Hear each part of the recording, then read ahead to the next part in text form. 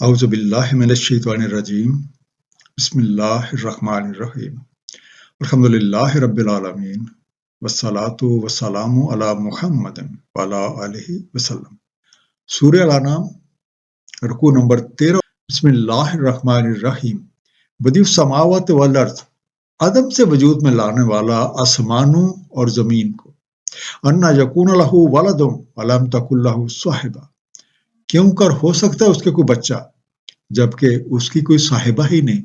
وخلق کل شیء وہو بکل شیء علیم، اور اس نے خلق فرمائی ہر شے اور وہی ہر شے کا علم رکھتا ہے۔ ذالکم اللہ ربکم، یہ ہے اللہ تعالیٰ رب تمہارا۔ لا الہ الا ہوا خالق کل شیء فاعبدوہ، نہیں کوئی الہ مگر وہی خالق ہے ہر شے کا، بس اسی کی عبودیت کرو۔ وَهُوَ عَلَى كُلِّ شَيْءٍ وَكِيلٌ، اور وہی ہر شے پر وکیل ہے۔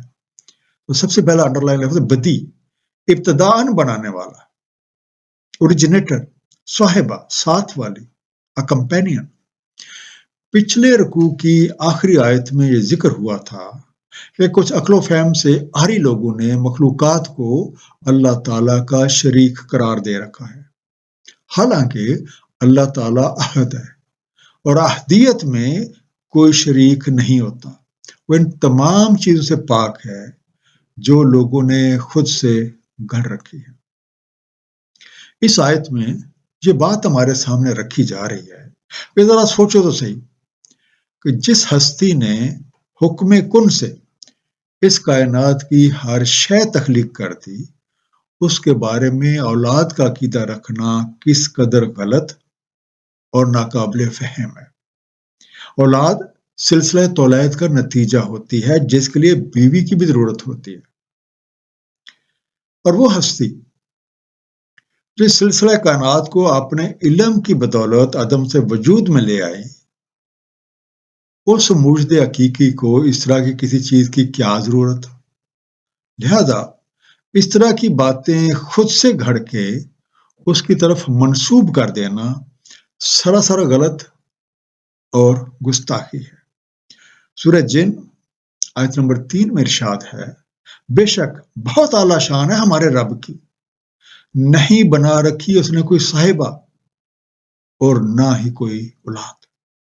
وہ خالق اور مالک حقیقی اللہ تعالیٰ ہے، اور وہی تمام مخلوقات کے لیے بحیثیت رب وسائل زندگی مہیا فرما رہے ہیں۔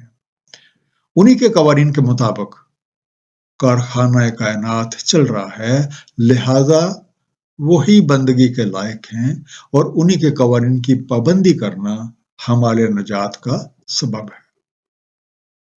لا تدرک الابصار وہو یدرک الابصار، نہیں ادراک کر سکتی اس کا نگاہیں اور وہ ادراک کر لیتا ہے نگاہوں کا۔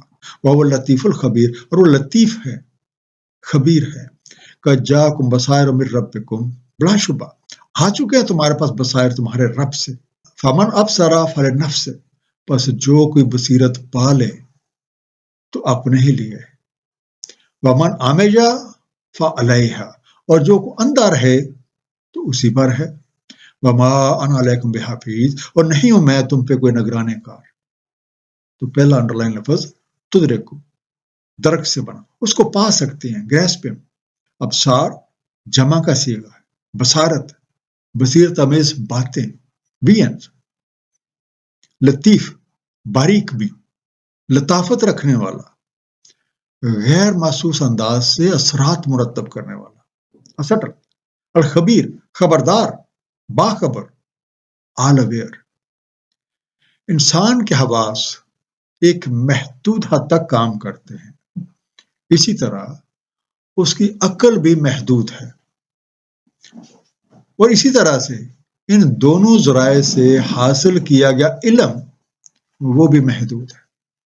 اللہ تعالیٰ لامحدود ہے، وہ ایسا لطیف ہے کہ محسوسات کے دائرے میں آ ہی نہیں سکتا، اور نہ ہی عقل اور انسانی علم اس کا احاطہ کر سکتے ہیں، اور وہ تو ایسا باخبر ہے کہ ہر چیز سے پوری طرح واقف ہے۔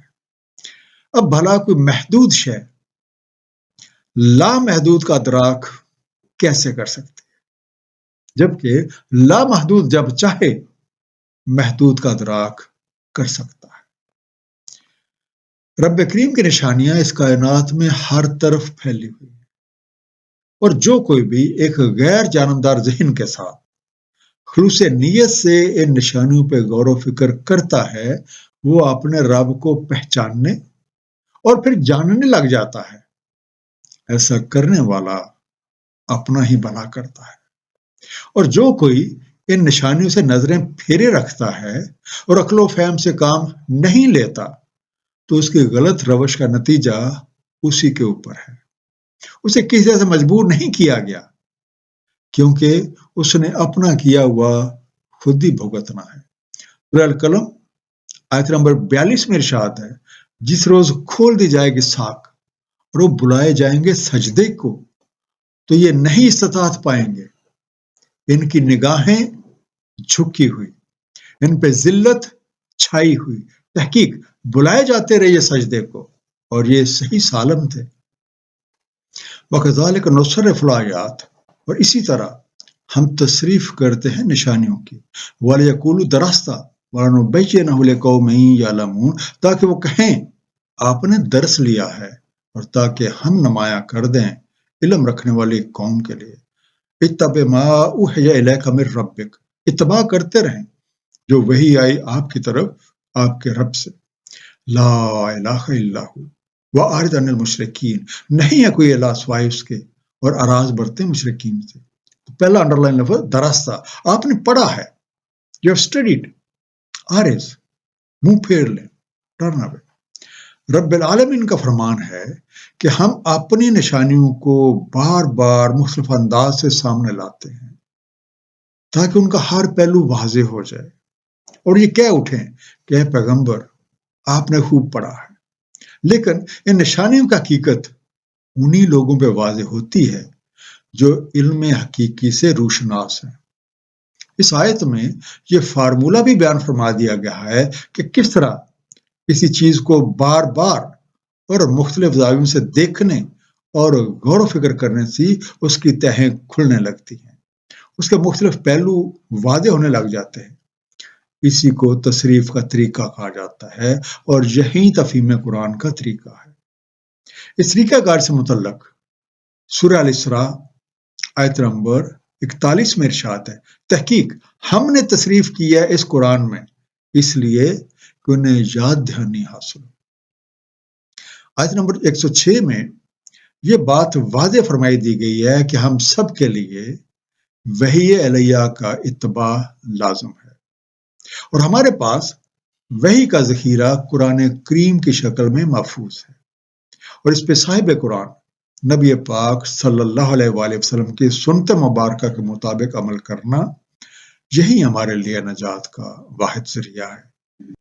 اب جو کوئی یہ بات بھول کر اس کائنات کا خالق اور مالک حقیقی اللہ تعالیٰ ہے، اور اس کے قوانین کے تحت یہ تمام کائنات چل رہی ہے، اور لوگوں کو، اللہ کی مخلوقات کو اس قانون میں شامل کرتا ہے، کہ مطلب یہ کہ وہ شرک میں مبتلا ہے، ایسے شخص سے کنارہ کشی بہتر ہے۔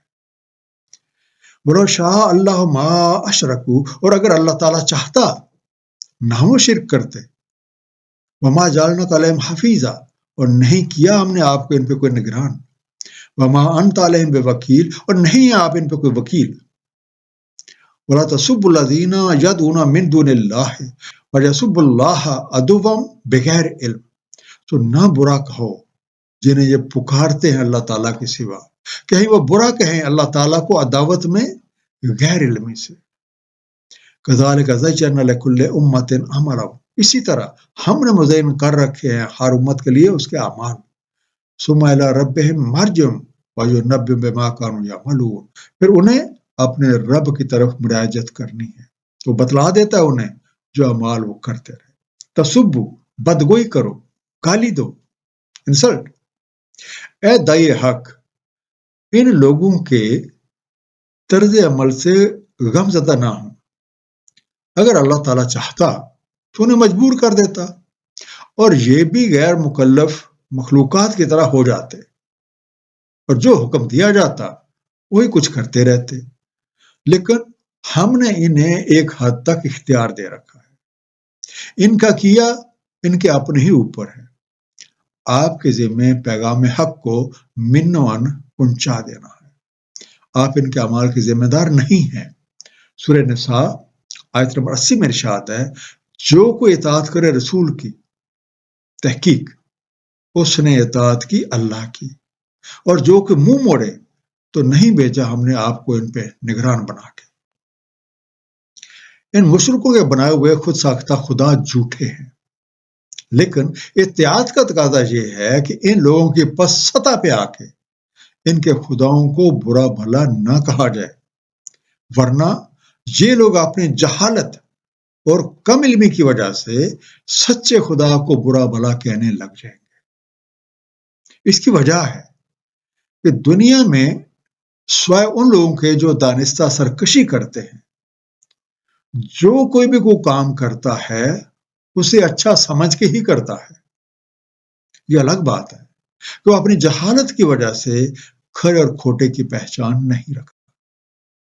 ان کے خود ساختہ خداؤں کو برا بھلا کہنے سے ان میں ضد پیدا ہو جائے گی، اور اگر وہ سمجھانے کے باوجود سیدھے راستے پہ نہیں آ رہے تو انہیں ان کے حال پہ چھوڑ دیں۔ جب یہ لوگ اپنے رب کریم کے حضور پیش ہوں گے تو انہیں خود معلوم ہو جائے گا کہ ان کی روش ٹھیک تھی کہ نہیں۔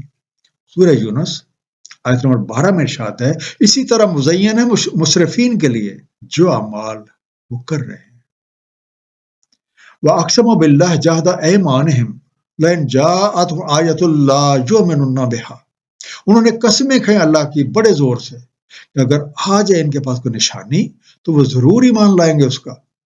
قُلْ إِنَّمَا الْآيَاتُ عِندَ اللَّهِ وَمَا يُشْعِرُكُمْ أَنَّهَا إِذَا جَاءَتْ لَا يُؤْمِنُونَ، کہہ دیں نشانیاں تو اللہ تعالیٰ کے پاس ہیں، اور تمہیں کیا شعور کہ جب وہ آ جاتی ہیں نہیں یہ ایمان لاتے۔ وَنُقَلِّبُ أَفْئِدَتَهُمْ وَأَبْصَارَهُمْ، ہم پلٹ دیتے ان کے افادہ اور ان کی نگاہوں کو، كَمَا لَمْ يُؤْمِنُوا بِهِ أَوَّلَ مَرَّةٍ وَنَذَرُهُمْ فِي طُغْيَانِهِمْ يَعْمَهُونَ، اور جس طرح وہ نہ ہی مان لے اس کا پہلی بار، ہم چھوڑ دیتے انہیں اپنی سرکشی میں حیران و پریشان۔ یُشْعِرُکُم، تم شعور رکھتے ہو، نقلب، ہم الٹ پھیر دیتے، اولا مرہ، پہلی بار، فرسٹ ٹائم، طغیانہم، ان کی طغیانی، ان کی منہ زوری، ان کی سرکشی، the transgression، یامہم، اندھا دھند پھرتے، بینڈنگ بلائنڈلی۔ ان مشرکین نے بڑے زوروں سے اللہ کی قسمیں کھائیں کہ اگر ان کے پاس اللہ تعالیٰ کی کوئی نشانی آ جائے تو وہ ضرور اس پہ ایمان لائیں گے۔ ایسے لوگوں سے کہہ دے کہ نشانیاں بھیجنے یا نہ بھیجنے کا فیصلہ اللہ تعالیٰ کے پاس ہے، میرے ذمہ تو صرف تمہیں پیغام حق پہنچا دینا ہے۔ ہو سکتا ہے کچھ مسلمان بھی یہ خیال کریں کہ اگر ان لوگوں کو کوئی نشانی دکھا دی جاتی، کوئی معجزہ پیش کر دیا جاتا تو ہو سکتا ہے یہ ایمان لے آئے۔ یاد رکھو، تم لوگوں کو ان مشرکوں کی دلی حالت معلوم نہیں ہے۔ یہ وہ لوگ ہیں جو نشانیاں ان کے ارد گرد پائی جا رہی ہیں، خود ان کی اپنی ذات میں پائی جا رہی ہیں، یہ تو اس پہ بھی غور و فکر کرنے کو تیار نہیں۔ اور حقیقت یہ ہے کہ اگر ان کی من چاہی نشانی بھی ان کے سامنے لا کھڑی کی جائے، یہ ایمان نہیں لانے۔ ماضی میں بھی بہت سی قوموں نے نشانیوں کا مطالبہ کیا، اور جب وہ نشانی انہیں دکھا دی گئی پھر بھی ایمان نہ لائے۔